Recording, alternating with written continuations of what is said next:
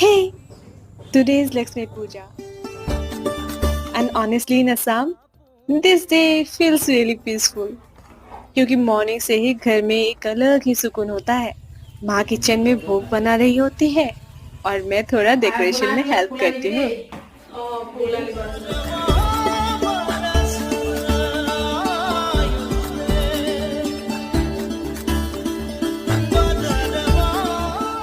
In our Assamese homes, Lakshmi Puja is very simple.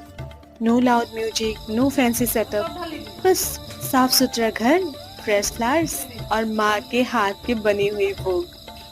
It's all about purity and peace.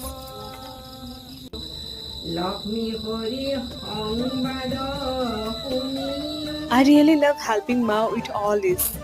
क्योंकि ये सिर्फ पूजा नहीं, ये एक फीलिंग्स है कि घर में रोशनी सिर्फ दिए से नहीं